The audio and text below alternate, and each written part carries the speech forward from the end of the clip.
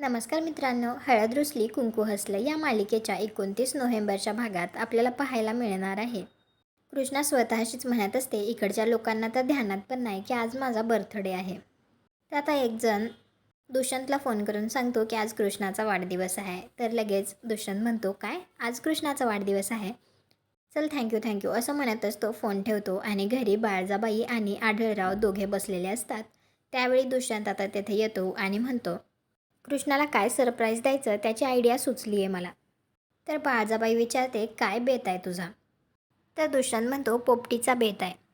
कृष्णाला special feel करून द्यायचं आहे, तर तिला आवडेल असं काहीतरी द्यायला पाहिजे ना. तर आता दुष्यंत तयारीला लागलेला असतो. तर बाळजाबाई आता मैनावतीला म्हणत असतात, हे सगळं त्या भिकारड्या कृष्णाच्या आनंदासाठी चाललं आहे ना. त्यांच्या आनंदाची माती आता मी कशी करते ते तुम्ही बघाच. तुम्हाला काय वाटतं? दुष्यंत कृष्णाला सरप्राईज देईल की त्यामध्ये बाळजाबाई नवीन काहीतरी ट्विस्ट आणतील आणि त्यांचं सरप्राईज सगळं खराब करून टाकतील? कॉमेंट करून नक्की सांगा. व्हिडिओला लाईक करा, आपल्या मराठी मालिका चॅनलला सबस्क्राईब करा. भेटू पुढील भागात.